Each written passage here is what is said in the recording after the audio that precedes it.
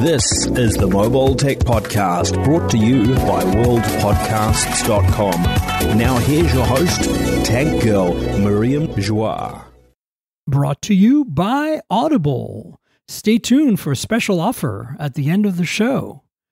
Hi, and welcome to the Mobile Tech Podcast. I'm your host, Miriam Joie, and today is Thursday, March 31st, 2022, and I have the excellent JC of Some Gadget Guy. Miriam, it's been too long. Thank you for having me on. This is great. It's great to see you. Absolutely. It's fantastic to see you. You know, when I was looking at my list of people, you were next, and I had a cancellation. It was a perfect timing. I was just like, yes. Excellent. I'm glad to hear it. So there's obviously going to be a lot of brouhaha today specifically. By the time you folks listen to this, it'll be 2 days ago, about the OnePlus 10 Pro, which is finally out in the US. The embargo lifted. My review will be up on Hot Hardware. And I'd love to hear your thoughts on this whole... I mean, we could go on about the whole strategy there's so of OnePlus. Much. I feel like I might need to just interview you because apparently my OnePlus 10 Pro got lost in the mail. So unfortunately, I'm not jumping on the embargo launch week. I'm going to have to circle back to the OnePlus 10 Pro. I mean, feel free to ask me questions, but I'm just saying, like, I don't want to get into the nitty gritty of for sure. OnePlus's strategy because we've covered that a lot on the show. But I do want to maybe talk at least about it launched in China first, which was a big change for them, and how that might have spoiled some of the excitement or maybe, justified or not, right? I think a major theme for our conversation today is going to be the sort of the perception of the United States market. You know, I think we saw that from boutique players last year, where it doesn't make sense to try and crowbar into the United States. And we can make jokes about Sony's, but they sell like gangbusters in Japan and China, and then they take their time coming here because we know what the United States market looks like. And I feel like this is now bleeding over into other brands. Like from Oppo's perspective, now that OnePlus and Oppo are better stapled together, why fight so hard for the United States carrier market if you know you're going to sell out batches of phones like crazy? In China, in India, and throughout the EU. 100%. All right, so let's start with this OnePlus 10 Pro. Like, I tell you how I feel, because that's kind of where I want to...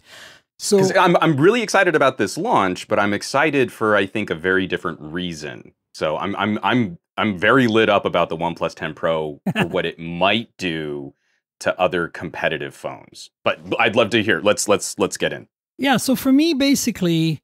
Like, once they launched it in China, I was kind of like, I had that kind of meh, whatever. Like, I looked at the specs, right? And I was like, okay, it's like a slightly tweaked OnePlus 9 Pro. And nothing to see here. You know, I felt the same way about a lot of the flagships that were announced this year. Very evolutionary. But the thing we keep forgetting, both as reviewers and I think as our audience, the folks who listen to us and watch us, who are so tech savvy, is that we forget that once you actually start using a phone, you realize sometimes that there's way more to it. There's a lot of little details that kind of pop up that are good or bad. The most telling experience I had like that was with the Pixel 5a last summer, where I was just like, okay, it's like a water-resistant 4A 5G, big deal. And then I used it and reviewed it under embargo, and it just was like, wow, what a homecoming. It just felt so good. Now, the OnePlus 10 Pro is not quite there for me in that sense, but initially I was just like, oh man, we really need a OnePlus 10 Pro Plus or Pro Ultra or something. Right? We need something that'll totally kick butt, right? That's what we need. And we're not getting that, so I'm not interested. It's sort of my reaction, right? For sure. So I think some of the conversation and leaning into exactly what you're saying, I'm sitting in front of a desk full of really premium tiered devices, and obviously my use does not resemble any kind of daily driver use. But, I've got a Note 22 and a Galaxy S22 in front of me, and I kind of find the conversation about the OnePlus 10 Pro, I mean, it's almost a little distasteful. The S22s are iterative devices. And the OnePlus 10 Pro is an iterative device, but it still represents an interesting conversation in hardware versus software competition. So you give up DeX and you give up 1 year of operating system updates, and you arrive at something that can kind of out hardware an S22 Plus for $100 less. And I think that's a completely fair competitive conversation. It doesn't make sense to put a OnePlus 10 Pro up against a Note 22, but in that S22 spot, Samsung is super vulnerable. And we know that they're not getting the job done, inspiring consumers to step up to more expensive phones. So this is a critical sort of junction point when we know that the semiconductor industry is hurting and we know global distribution is hurting. I don't think that this is a terrible look for OnePlus, but even though it's not exciting, it's perfectly in line with what other manufacturers are doing. Yeah, so basically, you know, I went into it kind of meh. And then I got the phone, and I played with it briefly in Barcelona at Mobile Congress. This is my first time I held it in hand. And I was like, wow, this feels really nice. Like, you know, weight balance and materials and fit and finish. Now, a lot of people use their phones in cases, and it changes all that to some extent. And I don't have a problem with that. I'm just saying I do cases as well, so whatever. But mine are pretty thin and light usually, so they're just kind of like mostly to protect from scrapes, not really from drops, because I don't really drop my phones, but I do scrape them. So, you know, I felt really impressed, but I was just like, the specs, you know. And then I got the phone 2 weeks ago, and I started using it, and I was like, oh man, kind of like the Pixel 5a. I was like, wow, this feels like, I mean, it's different, right? We're in a different chapter of OnePlus. We're in the Oppo chapter now. But it still feels good and right. And I was kind of enthusiastic. The same feeling that I had with the Moto Edge Plus 2022. When I first got that phone, I was like, wow, finally it's a Moto phone that doesn't suck, right? Yeah, exactly. And so with the OnePlus, it wasn't that, but it was more like, oh, maybe I've underestimated this thing. And then, you know, I used it and I was impressed, and there are a few things that came out of my use that are also quite disappointing. But overall, now that I've played with it for 2 weeks and I've used it and I've tried everything, I think this is a solid phone. I think this is a phone that's suffering from the fact that we're in a kind of weird bipartisan thing that we have in the US with, you know, Samsung versus iPhone. Like, it's I love that your descriptor is like hardcore politicking, because that's what it feels like with the marketing budgets of Apple and Samsung in this country right now, for sure. I mean, like, that's what I mean. It's like there are such heavy players, there are such elephants in the room that there's no more oxygen. And pardon the pun, no more oxygen. Yeah, that was a great, completely. But you know what I'm saying? It's like we forget. Like, we had a kind of meh OnePlus 9 Pro experience. I think they were good phones, but for me they were kind of meh because the cameras just didn't live up to my expectations based on a number of things. Based on the fact that I'd played with the Find X3 Pro that year, which had incredible camera performance and amazing color science, yet it wasn't Hasselblad branded. Here we had a Hasselblad branded OnePlus 9 Pro that just didn't even meet to the level of the Find X3 Pro. And so... you know, and I had that experience pricing, with the Vivo, like going X70 Pro Plus. Oh, again, the BBK strategy was very diverse last year. Yeah, totally. And so I think for me, it was like, okay, so this OnePlus 9 Pro is got all the checks, all the boxes, millimeter wave, an actual real IP rating officially on an unlocked OnePlus phone, you know, and the price was, and I personally didn't mind that. I would have spent that money. Sure. But I felt like after using the Find X3 Pro, I didn't want a OnePlus 9 Pro. I wanted a Find X3 Pro in the US. And in some ways, this Oppo OnePlus merger has kind of solved that. Not fully, because he's, you know, the Find X5 Pro, which I love, which I have as well, you know, is a different beast from the OnePlus 10 Pro, but they have so much more in common now that it's elevated the camera system to the Oppo level, which I thought was always better than the OnePlus level. Have you spent any time backtracking to the OnePlus 9 Pro with Android 12? because I haven't that's had what time, unfortunately. that's what my experience has been. Is I know every manufacturer that really tried to put out early Android 12 kind of suffered for those updates. But after a couple patches, this experience and then opposite Fun Touch on the X70 Pro Plus, this is a much smoother, it's a better performant camera. There isn't any more of that like 4K video time limiting. Like it runs and it actually gets that video in longer takes now. And it's still like the only phone that has ever switched from the main sensor to the ultra wide when shooting 4K 60. It's only next to the Sony is the only phone that shoots 4K 120. So my daughter had like a school project and I'm out there shooting 4K slow motion video from a OnePlus 9 Pro and it looks amazing. So this is actually, you know, now with the polish and the updates, and we never really go back to OnePlus like we constantly talk about One UI updates on Samsung. This is why I'm actually crazy excited for the OnePlus 10 Pro.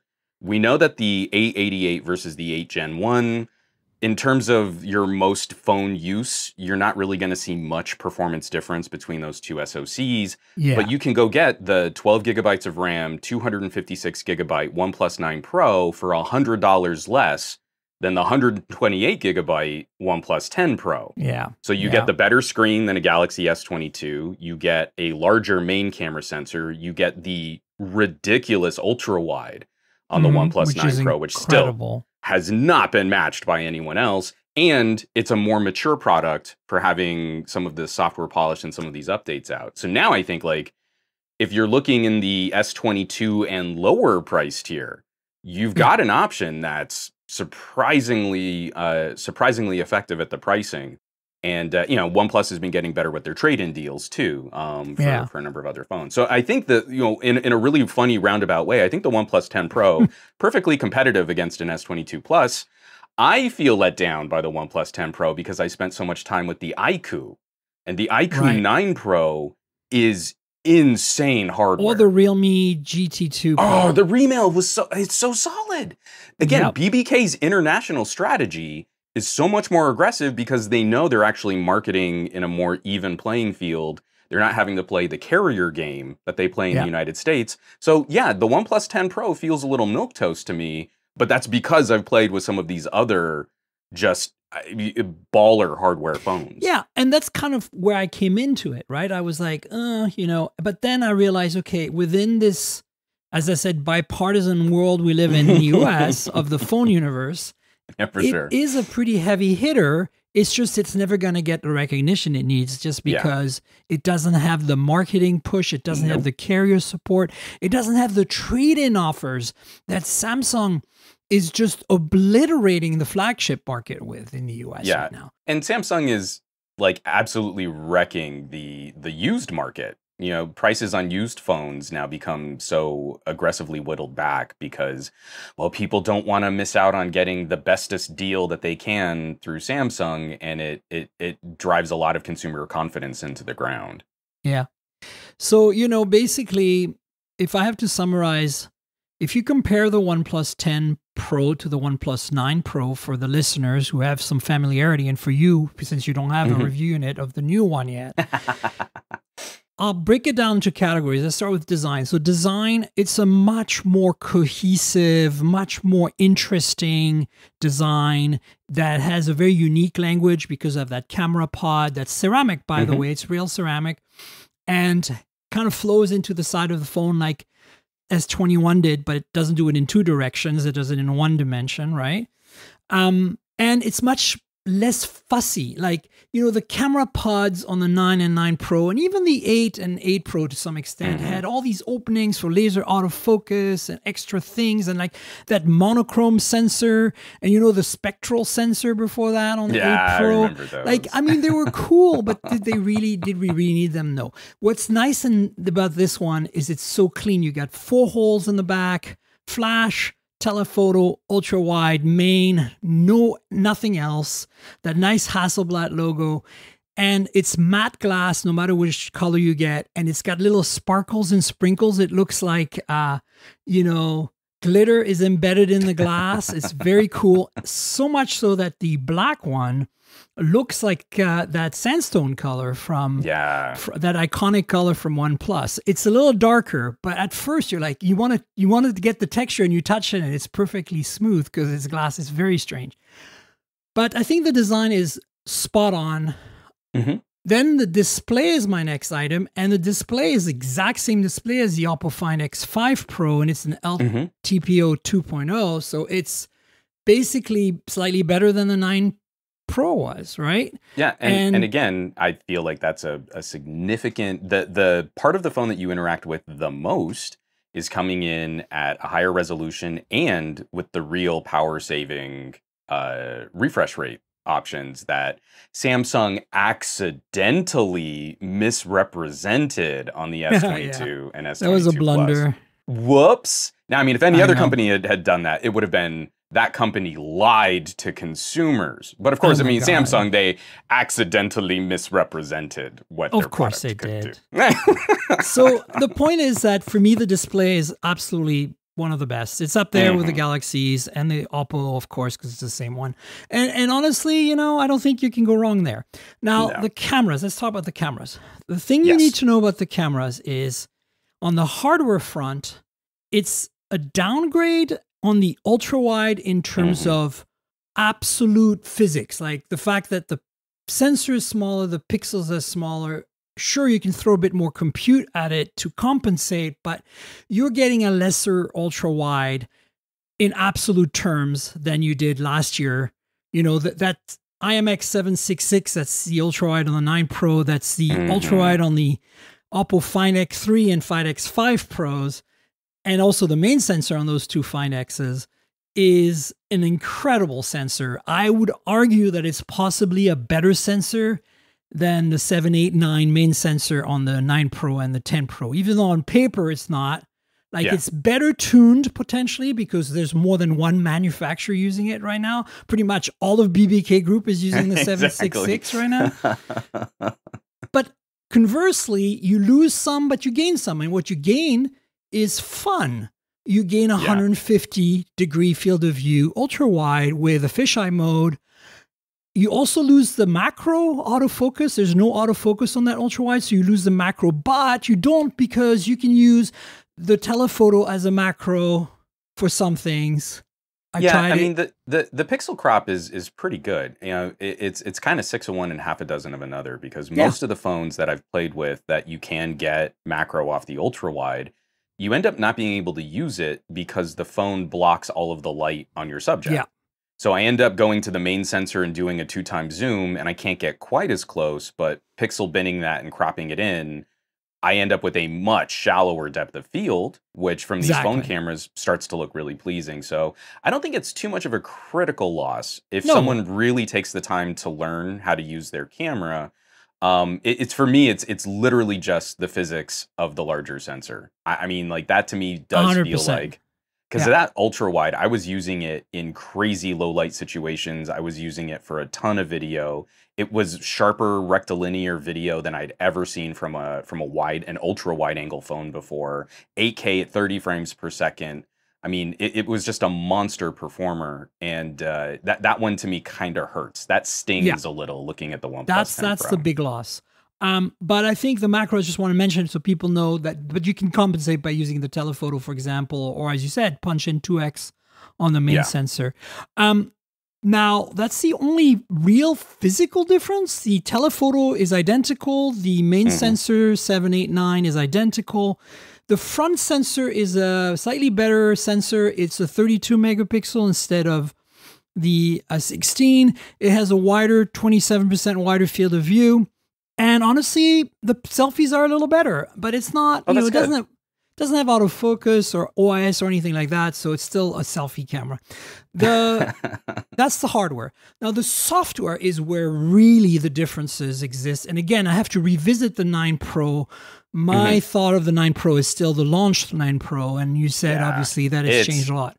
Very different now. And I believe it, because I know what BBK Group has been able to do with those sensors. And the March update for the OnePlus 9 Pro was another 500 megabyte monster update. So they've been aggressively iterating on this phone, and the perception of phone during embargo week and phone immediately after the first Android 12 is not the lived-in experience for anyone who's been coming back to this phone. Again, I mean, like, I've got all these crazy monster camera phones here, but I know there's a specific tool, like if I want to shoot better slow motion video, I'm going Sony or OnePlus. If I want to shoot better stills, I'm looking at a Note 22 or a Vivo X70 Pro Plus. You know, it's like all these different little bits and pieces. I'll never get my one unicorn has it all kind of phone. Sure. Yeah, we all have that problem, right? But Exactly. I think because you all have the phones, those of us who do. But to get back to the difference, the big difference for me is this, is as I explained a little bit earlier, I love the color science that Oppo brings to the table. At least since the Oppo Find X2 Pro, they've just somehow managed to nail their own flavor of color science, which really pleases me and satisfies me aesthetically. And that combined with pretty good everything like exposure, white balance, focus, you know, detail, and all that stuff that they've done well for a few years and keeps improving. You know, basically what I'm saying is that if you compare the Oppo Find X5 Pro, which is a $1,400 phone, with the OnePlus 10 Pro, you know, certainly on the main sensor, you're going to get pretty much the same quality photos and the same color science. Now, what's interesting is if you compare the Find X5 Pro to the Find X3 Pro, they're also very close, but the Find X3 Pro doesn't have Hasselblad branding. So what's really confusing me here, right, is that we have two phones now with Hasselblad branding for this year, flagships. We've got the 10 Pro and the Find X5 Pro, and they have the same Oppo inherited color science, yet they don't feel any different than the non-Hasselblad Oppos from before, and they feel radically different in color science from the OnePlus 9 Pro as it launched. Yeah. So for me, and this is again my experience as being a generation off because my OnePlus 10 Pro got lost in the mail. For me, the major Hasselblad advantages on the OnePlus 9 Pro really manifested more on the Pro mode, on the manual mode. That the difference in JPEG processing and in HDR processing manifested there. Yeah. And as a point-and-shoot camera, it just in full auto was kind of a OnePlus full auto kind of ultra contrasty kind of look, which is funny because like I really like some of the changes that Samsung has brought in the Note 22, and I like them because it's a bit more like a OnePlus now. Samsung is shooting a little bit more like BBK. I feel like they realize that's their big competition. Yeah, I feel that too. Yeah. So I feel like when we see that Hasselblad branding, Hasselblad wants to be linked. They want to be psychologically combined with higher level use. So I don't think there's a lot going on with the auto mode shots. I think it is more about what to do with these raw files and then how to control the camera app. And then when you do get a JPEG out of the manual mode, it has a distinct processing feel to it. Yeah. So again, you got to go deep in the weeds. It's a branding exercise. We know that Hasselblad wants to have some identity with newer and younger consumers. And we know that OnePlus wants their camera hardware to finally be taken seriously. And that's why we're slapping this label on the back of the phone. But I feel like it's very specific where that label matters. Yeah. And I think this, for me, confirms that it's a label. You know, like I'm not saying, and of course you said, as you said, a user experience interface kind of thing. Because here's the thing. It matters, but it doesn't matter how it's advertised to matter. You know, exactly. Like the Find X5 Pro has both Hasselblad branding and Oppo color science, and it feels like the thing that really differentiates it is the Oppo color science, not so much a Hasselblad branding, you know, and I see that again on the 10 Pro now, and I'd be very interested to pull out my 9 Pro, update it, and see if I get the same experience, because that would be gold. Because here's what I want to tell you folks. Again, if the OnePlus 9 Pro can achieve close to what the 10 Pro does, this is also a big deal. I think that we are finally at a stage where I can say that OnePlus has made a phone that runs close on the heels of Apple, Samsung, and Google. This is the first OnePlus phone I've reviewed, barring, of course, the 9 Pro getting the same performance, that to me finally goes like, okay, this camera is competitive. So that's exciting. And I think, again, the color science is just delicious. It's just, I love it. It's lovely.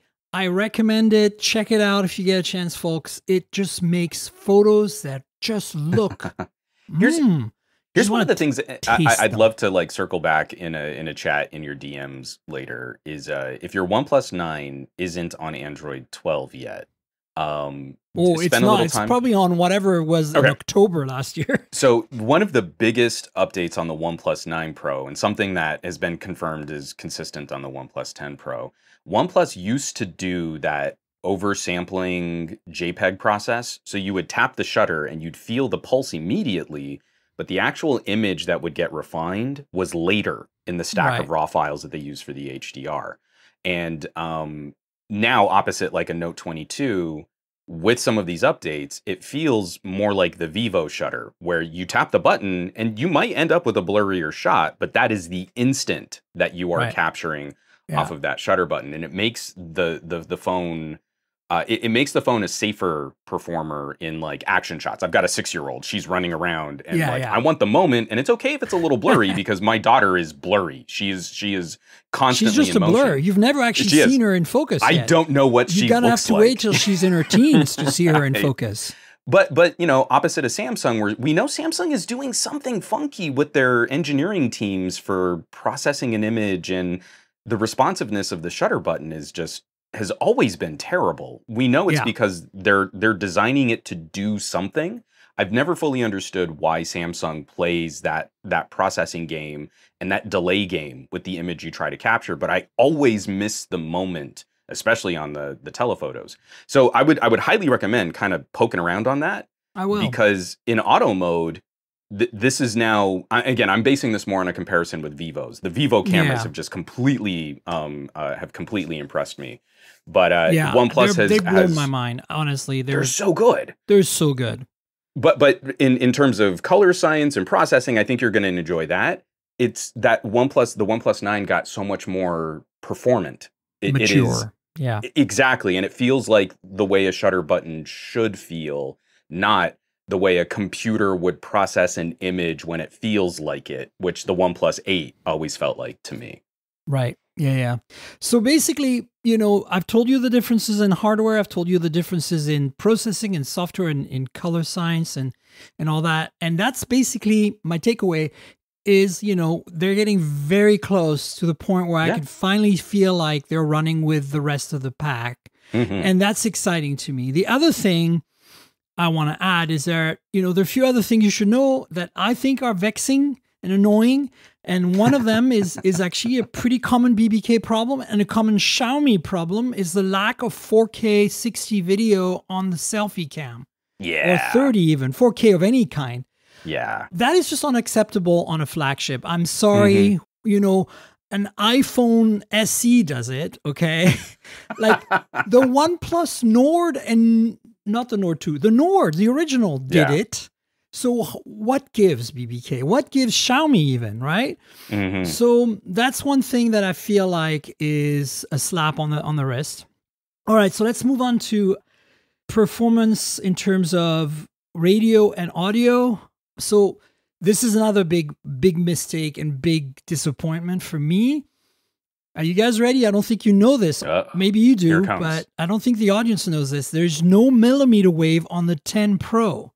Yeah. The 9 Pro has it. So if you're a Verizon customer, I know millimeter wave is just very rare and very, not the most convenient because it's really outside, but it's nice to have. And when you get it, I have it like literally around the block from my house here. It's pretty quick. Just amazing. So, you're looking at that price, $899, and you're like, oh, wow, they finally got back to a reasonable, more manageable price point that, they might steal people from Samsung S22 Plus, as you said. But no, look at it. Only 8 gigs of RAM, 128 gigs of storage. That's another thing to keep in mind. You don't have any other options. No. And there's no micro SD. No, I mean, it is literally just the comparison against the base model S22 Plus. There's no way to go higher. But that's also why I get excited about a OnePlus 9 Pro on sale. Exactly, you're right. $200 less than an S22 Plus gets you 50% more RAM and twice as much built-in storage. Yeah.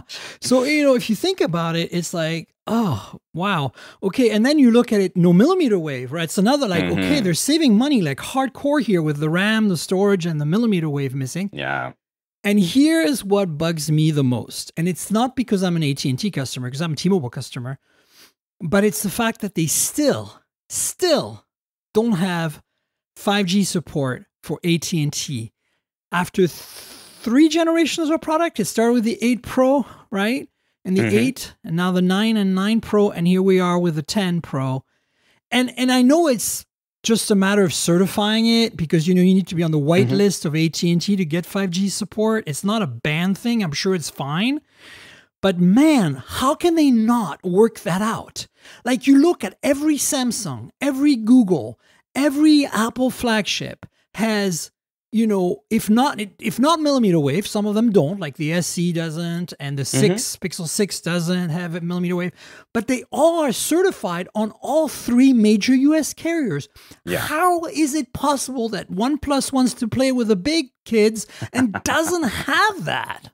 Yeah, I mean, I think in part, it's also, this is a commentary on the United States carrier market. You don't have to make 4 different versions of a phone for the EU.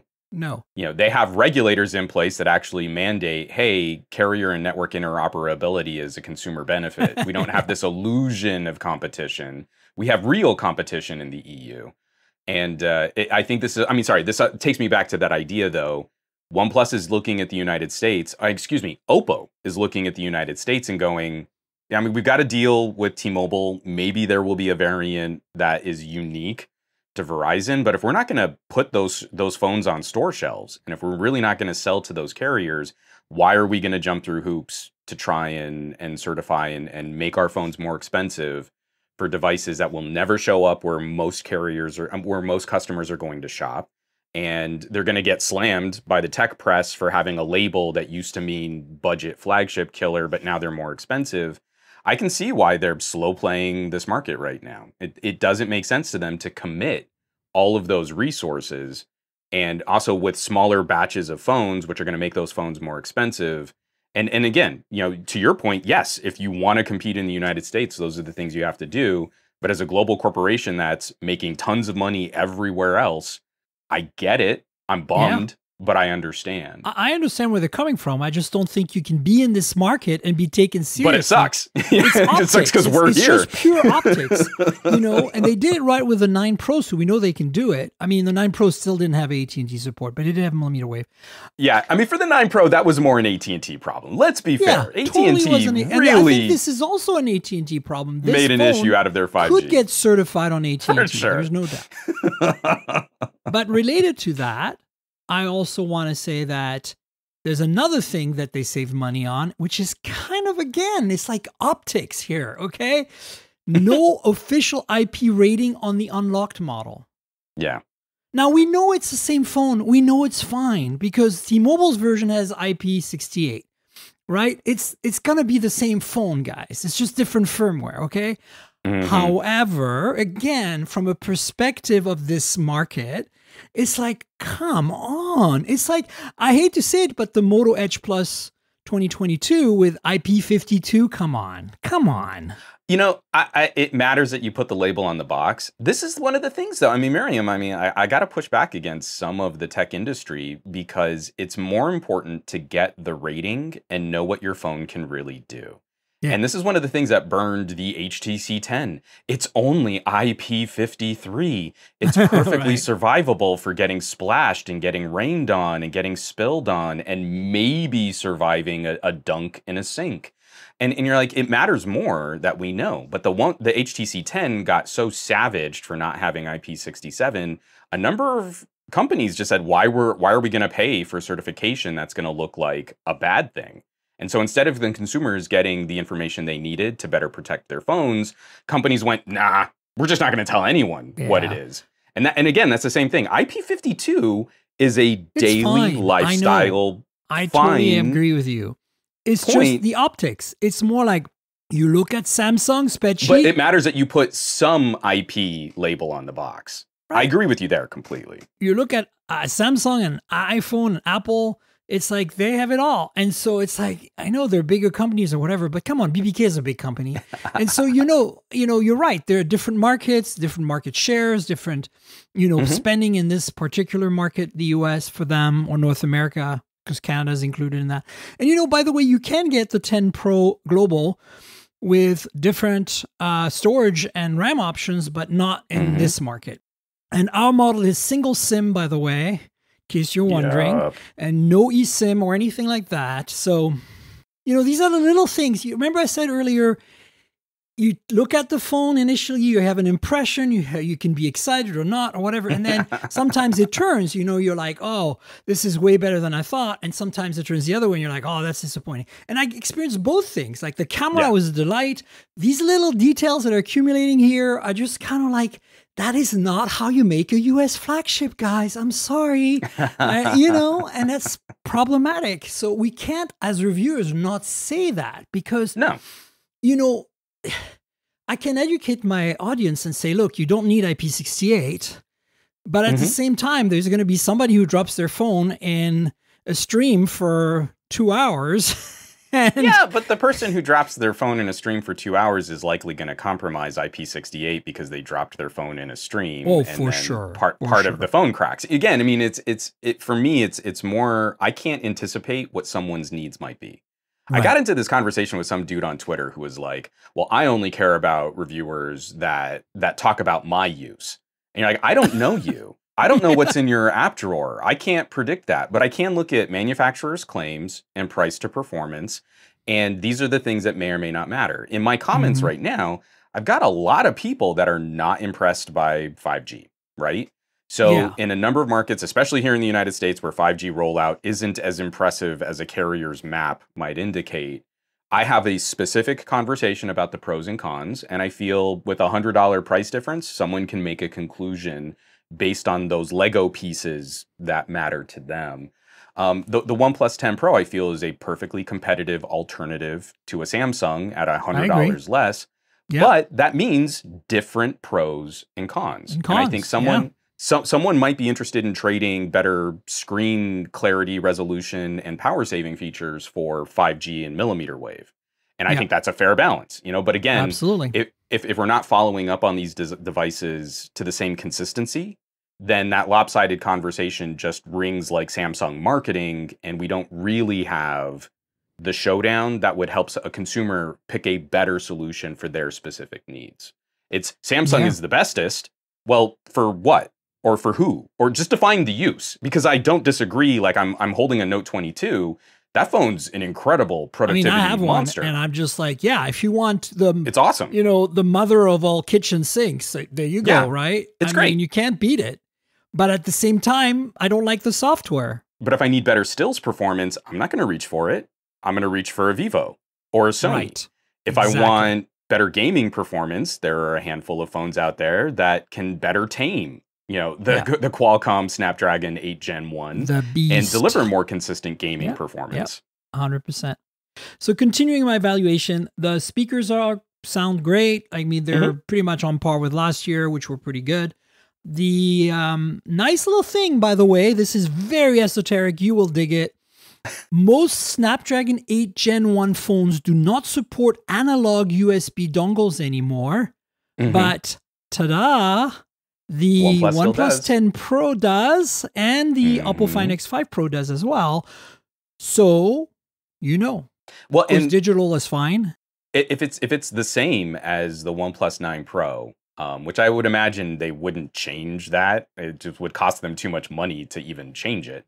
The DAC performance on OnePlus phones is phenomenal. Really good. The amps are kind of weak, so you can't go drive like big 600 thirsty studio phones. grade yeah, that's not going to happen.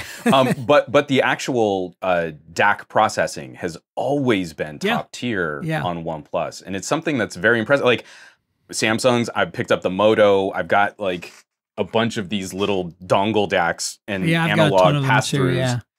And I don't have to look at what I'm reaching for on a OnePlus.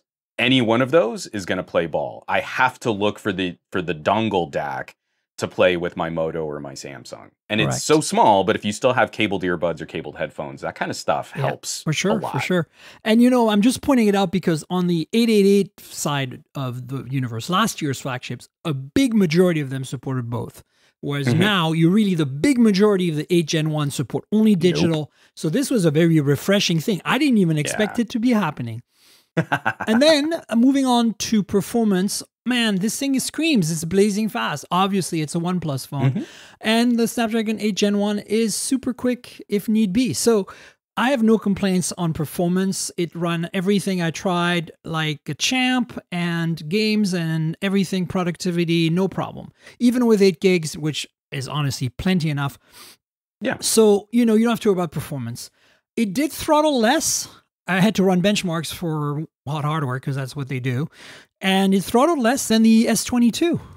Yeah. So that's good news. Oh, the Note 22 has been a terrific performer. And this is one of the reasons why I'm being so cheeky about calling it a Note. It's not an S phone. It has nothing it's not an S phone. Resembles an S at all. Totally but the not. S22, I agree with you. the S22 has been a very disappointing performer for an $800 phone.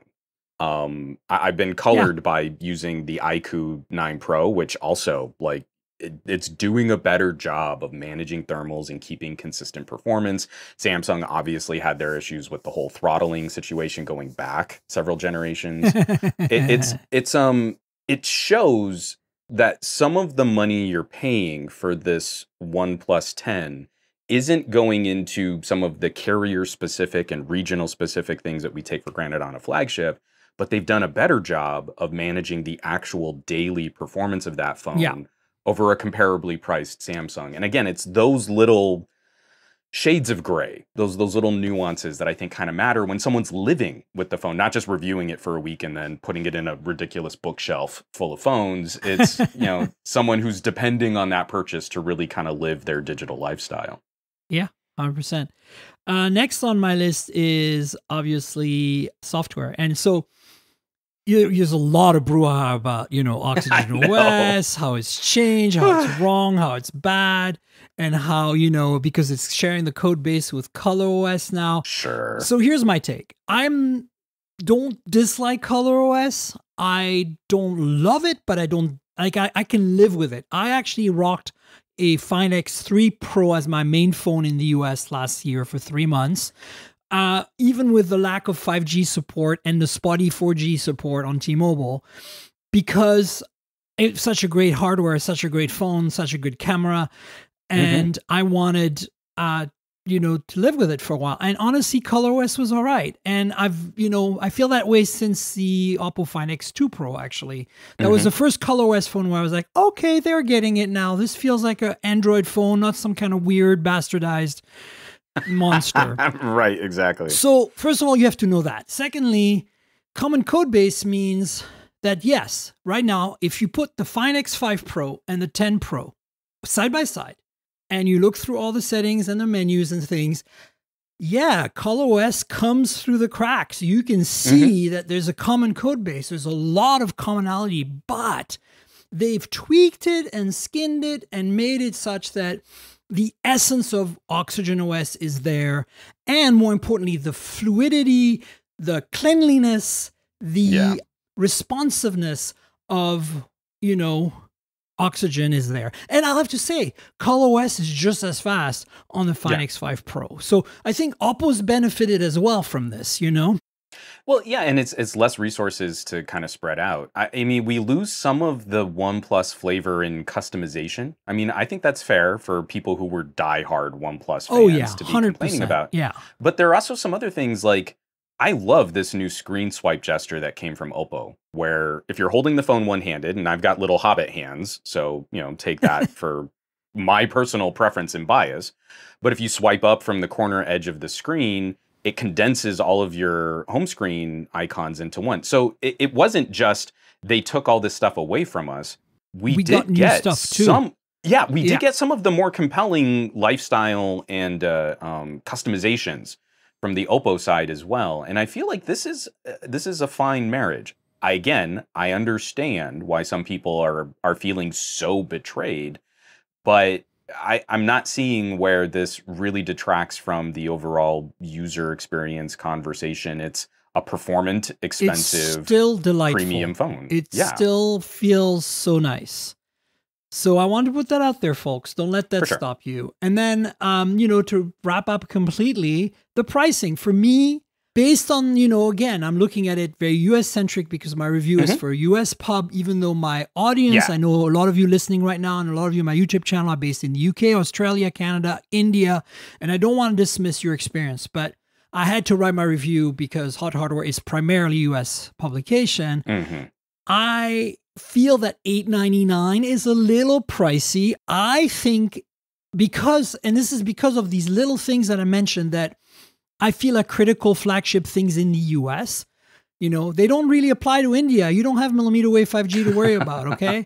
I get it. But I'm just saying for our market, if this phone was $749 or $799, absolute flagship killer. It would be, and they might not be able to do that. And I get it because it's so tight, especially with supply chain issues and COVID-related setbacks. I get it. But I just feel like because you're going to be able to buy a lesser phone in some ways, this S22 or the 22 Plus, which I don't think is lesser, but the 22. I mean, put it up against the S22 Plus, because I think that's where it's supposed to be. You're going to find that phone for an incredible discount or trade-in through a carrier or even through Samsung's website. I bought a Z Flip 3 4 months ago for $180 by trading in 2 flagships I had floating around that I had bought. But you didn't really get it for $180 because you traded in 2 other phones that you could have sold on Swappa. My point is that doesn't exist on OnePlus. You can't do that with a OnePlus phone. Well, they have trade-ins.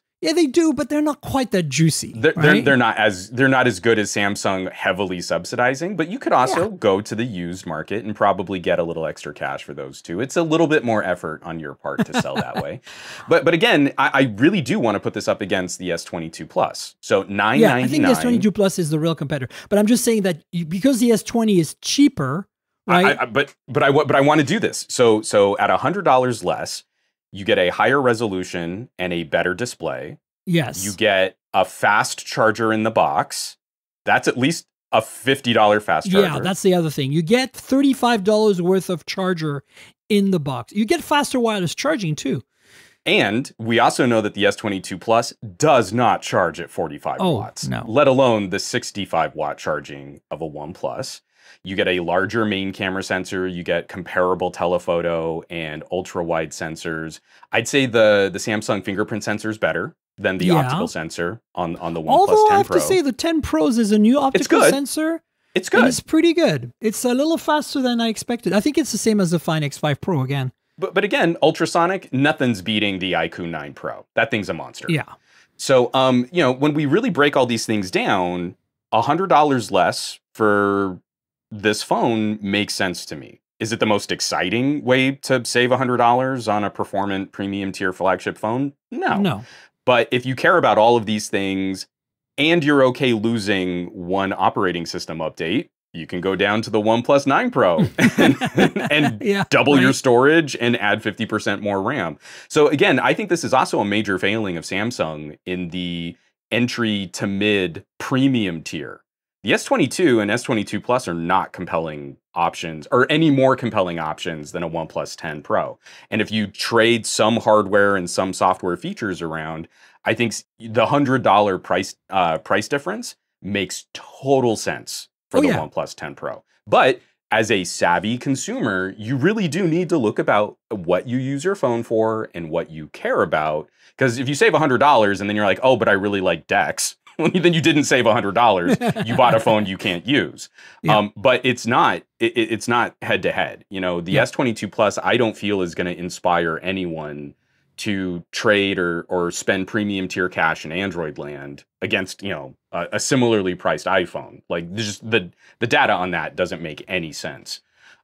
So when we're talking Android land and we're looking at all of the various competitors in this place, I think the OnePlus 10 Pro strikes exactly the right set of compromises given the realities of the international market right now. Absolutely. And then it's just, if you're a consumer who cares more about millimeter wave than resolution on your display or power saving features on your display, then you can make that choice.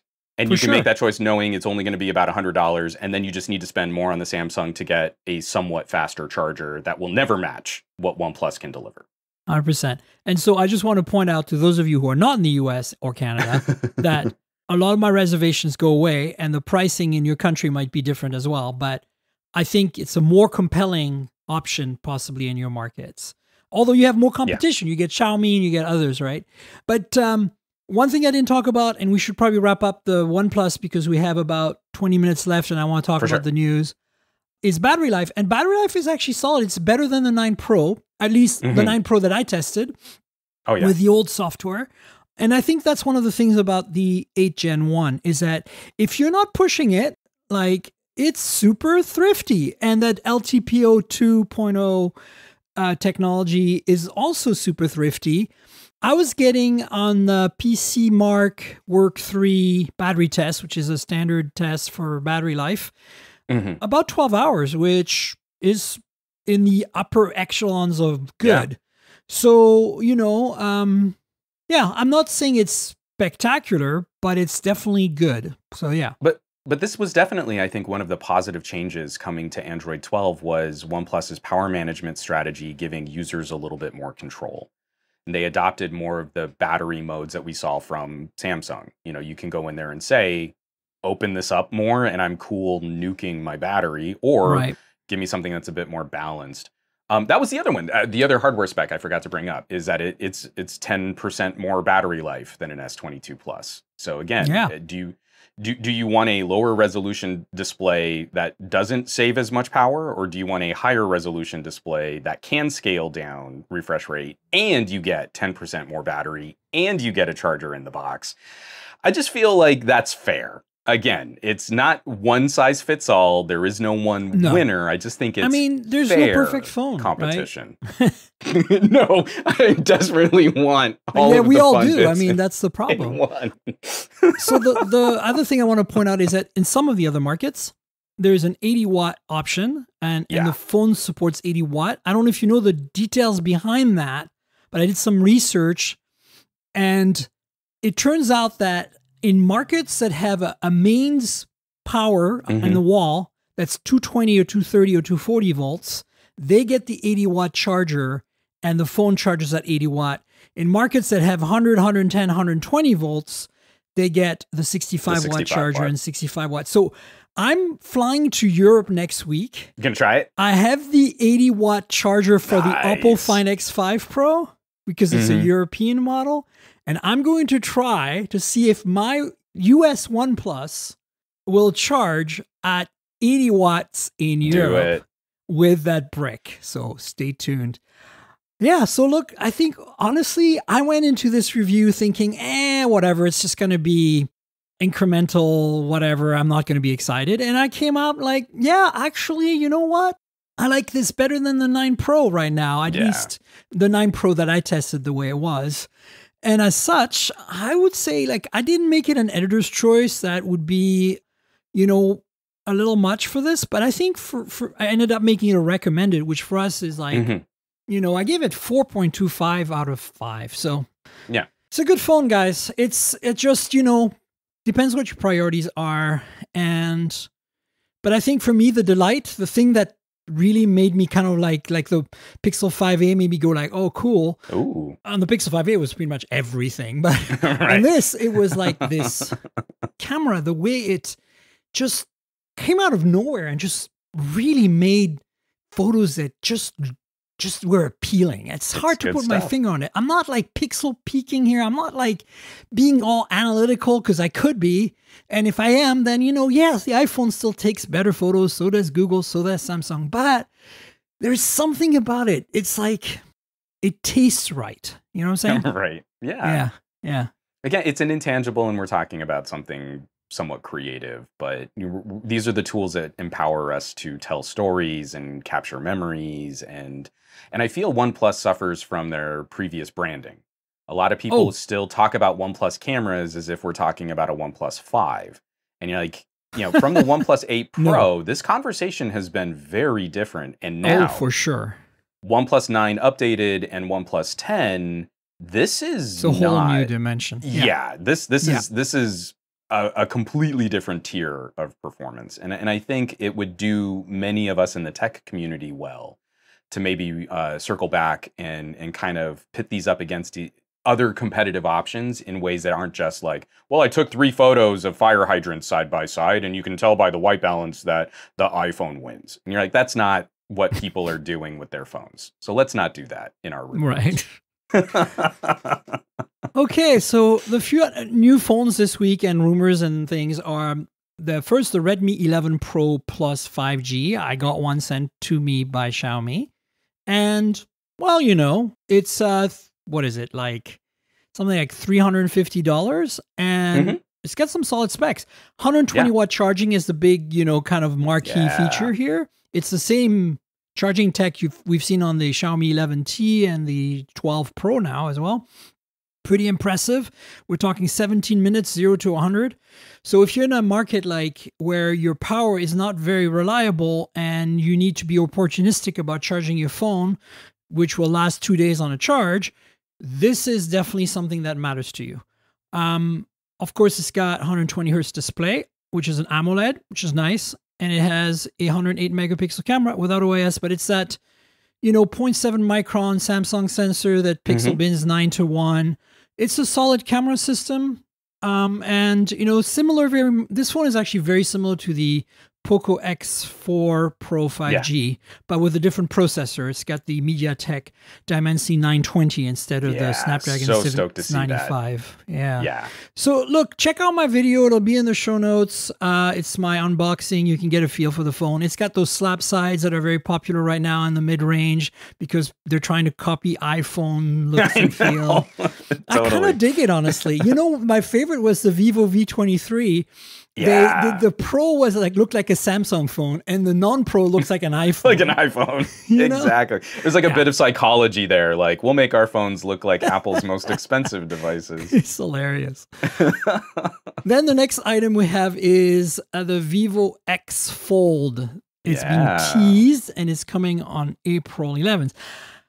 Vivo and IQ, I don't know how you say it. I've always said IQ, but I think, I don't know if I'm right. IQ, okay, I'll say IQ. I'm cool with it. So Vivo and IQ are kind of like the hidden darlings of the BBK world. And honestly, I'm super excited to see what they're going to do. The first thing that I noticed right away on this video, on this teaser, is that there is a freaking periscope telephoto on the back of this folding phone. I believe this is the first phone with a folding lens on a folding phone. There you go. Folding lens on a folding phone. It's perfect. Folded lens on a folding phone. And so, sign me up. I'm excited. Yes. This is cool. Again, just to mirror what you said, I've only started using them in earnest last year. And they completely blindsided me because my perception of Vivo was kind of more budgety. And what they've been doing with premium tier devices has been absolutely stunning. For me, it was the X50 Pro that woke me up to what they could do. And oh boy, that was an experience. Then I got the X60 Pro. I'm still waiting for an X70 Pro Plus, which is what I want. I'm very anxious to see what they might do with an X80 and some of the rumors that we're hearing. They're coming out with them every 3 months right now. It's pretty crazy pace. So Vivo rocks. So check that out, folks. There's a link to a GSM Arena story. They kind of broke it. And what's your thoughts, by the way, on the Redmi? I just kind of steamrolled through that. No, the reason why I was really excited about the Redmi was because I spent time with the Poco X4. Right. And the major criticism of the X4 is how adding 5G to an X3 meant stepping down in compute power. Where the X3 was kind of a darling flagship killer, the X4 is being, it's literally being sold as more of an all-rounder, not a high-performance phone. And so when we see that similar parts bin used on a Redmi, and we step up to a Dimensity 9, you said 920. Yeah. That kind of brings back some of the magic that I think Poco fans were lacking. So it's right in the sweet spot. But as 5G rolls out internationally, they're going to start experiencing some of the same things that we did, where our phones got about $100 more expensive just for the 5G. So if you try to keep the 5G at the same price from last generation on the 4G, you've got to swap out some other components to make up that price difference. I think it's going to take the market a little while to kind of normalize on better radio tech and higher performance SoCs. For sure. So Moto has a couple of items of news this week. I mean, one has been ongoing. It's the Moto Frontier, the supposed crazy flagship with a 200 megapixel rear camera, that new Samsung sensor. Now that's one item. The other one is Moto is supposedly number 3 brand or phone in the US. And that's not surprising, but in some ways surprising. So let's start with the Frontier. For sure. I mean, what are your thoughts on this? I mean, we both have an Edge Plus 2022. Yeah. And, you know, there are some things about that phone that could be better. And maybe this is the phone. Maybe this is the phone that gives us those better things, right? Yeah, I feel like a company should always have some kind of aspirational premium tier phone. A Halo phone is a necessity. Yeah, I drive a Nissan, and I love going into a Nissan dealership and looking at really awesome sports cars, and then I drive home in a Sentra, right? You know, like whatever, right? There's that idea, and we should always look at anything that starts climbing north of $800 as super niche territory. So if Moto can show off, this is our best of the best, our creme de la creme, we know that this phone is maybe going to move 500,000 to 1 million units. It's gonna be pricey, but we want to show you what our engineers can do at the high end of this and mix it with some of the things that are so refreshing to use on the Moto Edge Plus. Then it just sparks that conversation and it brings Moto back into a chat that they've been kind of lukewarm on since Moto mods were a thing. So again, it's aspirational and it gets you inspired and you want to talk about it. It's very interesting. I think if we keep our expectations in check, that this is a phone that's going to sell in a very specific window and category, I think it's gravy for Moto and it gets people interested in the brand again. Yeah, and that's kind of why I was disappointed last year when they didn't really give us anything, right? To follow up the incredibly awesome 2020 Edge Plus.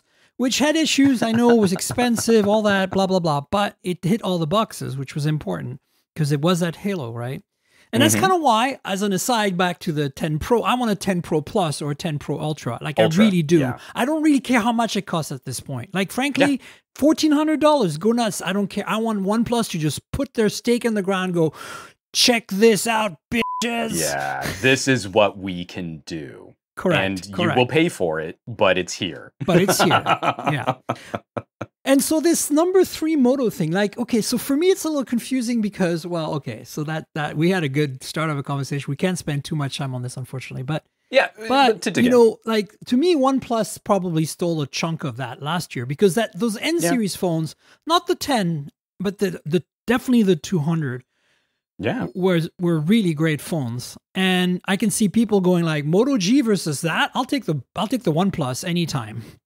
Personally, but again, our perspective on the smartphone market has been out of whack for years.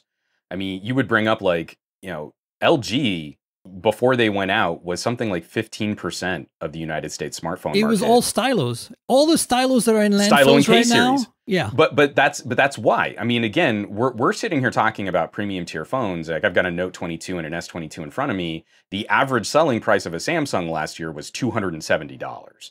So the top selling Samsung was an A12. Let's not, pretend that the overall market is dependent on YouTuber reviews of $1,000 phones. So what do you mean? When we see, I really expected OnePlus to eat up more of that market share. I really expected Google, because the Pixel 5a is incredible. I really expected them to eat up more of that market share.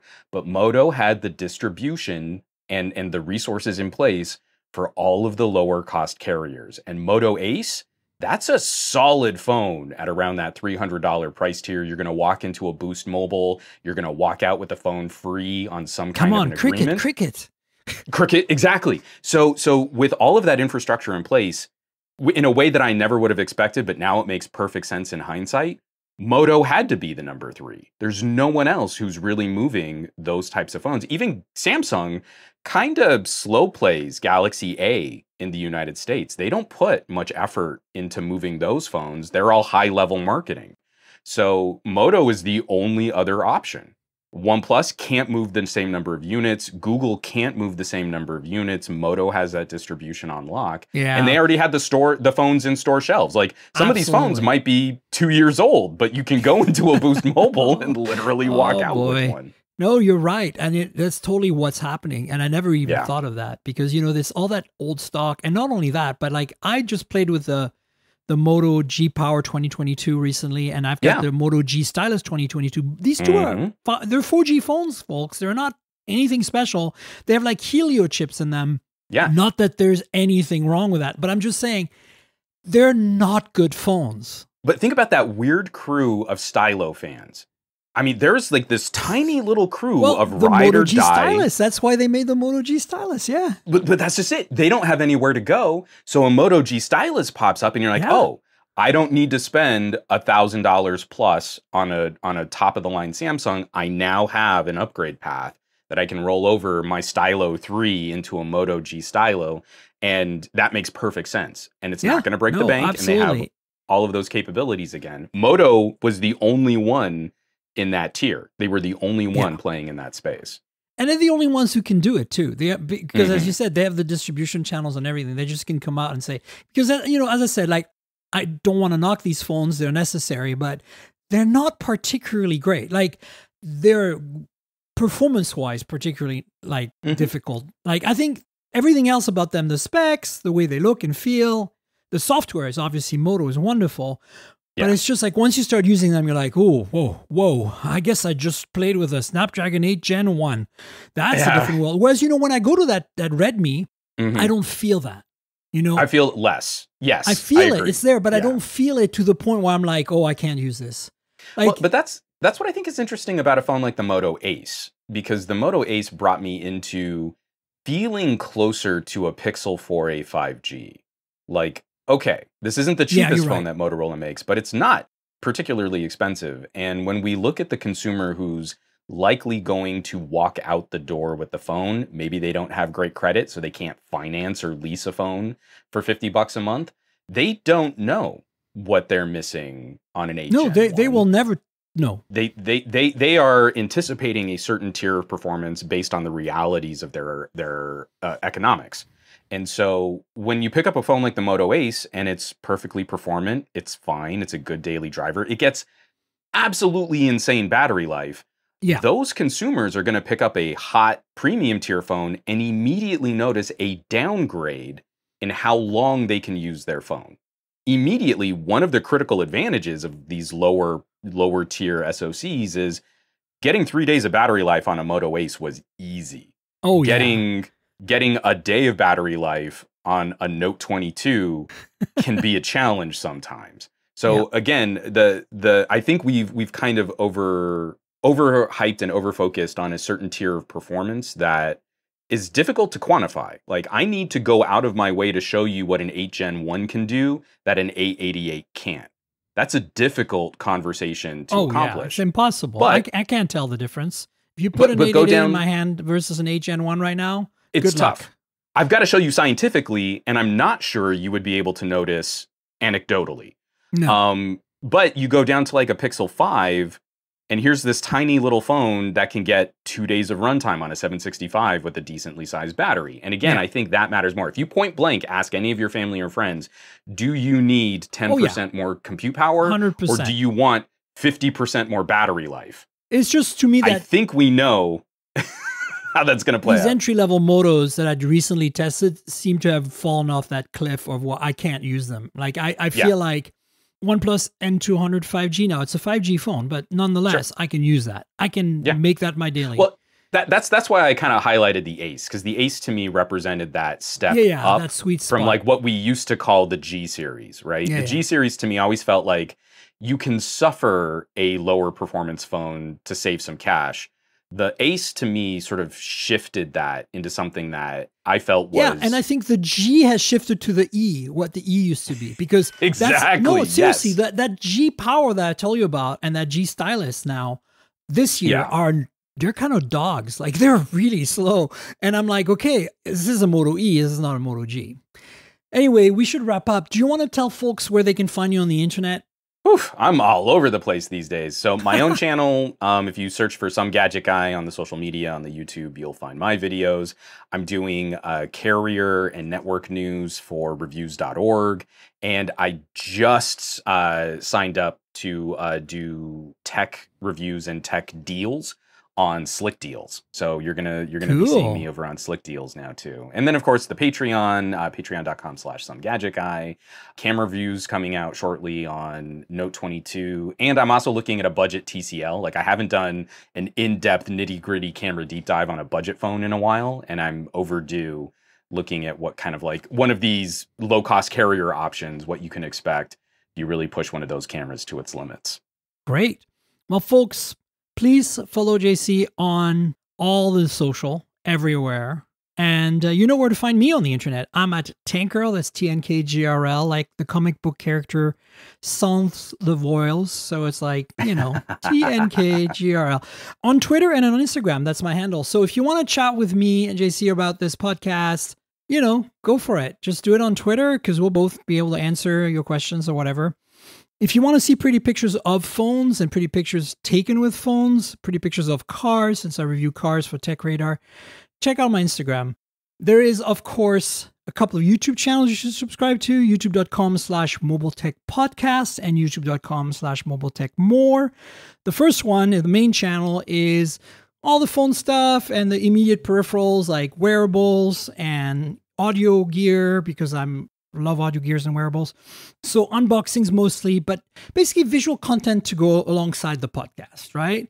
And then the other channel is just basically all the rest of it. It's like car tech, travel tech, home automation, that kind of stuff. Now, we've just kind of started that new channel a couple of years back. We don't have a lot of videos. So, subscribe to both. It'll help us grow the channels. So we'd appreciate it. You know how YouTube works. Like, subscribe, tell your friends, click the little notification bell, and comment. You can comment about the podcast too. I'll respond. It's cool. And then the podcast is at mobiletechpodcast.com. We're on Google Podcasts, Apple Podcasts, Pocket Casts, Spotify, everywhere good podcasts can be found. So please subscribe and also tell your friends. It'd be great. If your app lets you review or rate the show, please consider doing that. It really helps with discovery. And then, of course, there's a Patreon. So if you want to support me, just like you want to support JC, patreon.com/Tankgirl. That's patreon.com/TNKGRL. What you get there? Well, you get a bunch of stuff. We have a tier that's a video version of this podcast where you can see me and JC and our phones that were actually, my OnePlus is not near me right now, which is ironic. But show some phones. There you go. Perfect. So if you want to watch us on video ahead of the public audio version, less edited, a little more raw, you should definitely join Patreon. There's a tier for that. There's also a tier to join my Discord channel. So, you can chat with me, and there's a bunch of other stuff. So check that out. I'd appreciate it. Patreon.com/TNKGRL. If you don't like Patreon, that's cool. There's a link in the show notes. You can donate through that. It's a PayPal link, pretty simple. Buy me a coffee. It'll help. Buy me lunch, whatever you think is worth it. I'd appreciate it. It'd be great. Also, I want to thank our sponsor, Audible. Audible's been with us since the early days, and they're wonderful. If you like books as much as I do, Audible's your platform of choice. They're like the #1 audiobook platform, I guess, in the universe. You should probably talk to the aliens and find out if that's true or not, but I'm pretty confident. Look, I love books, and my eyes are often tired at the end of the day because I'm in front of my computer all day. And when I'm traveling, I'm generally the driver. So, I have to keep my eyes on the road. So basically what I'm saying to you is that reading a book, it's been difficult for me. So I'd much rather listen to a book. And that's where Audible comes in. So we have a special deal, 30-day free trial. You get to keep a book at the end, whether you stay or not. Probably you'll stay because you'll love it. You'll see. The nice thing about Audible is that they don't just have books. They have like some short content, some podcasts. They have a bunch of books read by the authors. They have a ton of selection. And some of it is really epic long. Some of it is really short. So if you're doing a road trip, you can put a book on for 9 hours or whatever. Yeah. You know, you can break it down to smaller pieces. It's really lovely. So check it out. If you help them, you help us. If you help me, you help them. It's kind of a perfect, little arrangement. So consider helping Audible and helping me. The URL for that is audibletrial.com/mobiletech. That's audibletrial.com/mobiletech. So consider helping us out with that. And I want to thank Audible for being our longtime sponsor. And of course, I want to thank you, JC, for being my guest yet again. Yeah, this is great. I'm hoping that we can maybe start catching up more in person as trade shows start opening up again. But this was lovely. Thank you for having me on. Absolutely. We'll definitely have you on again at some point in the future. And folks, we'll have another show next week, so stay tuned for that. Until then, cheers, everybody. This has been the Mobile Tech Podcast with Tank Girl, proudly presented by worldpodcasts.com. You can visit us online at mobiletechpodcast.com.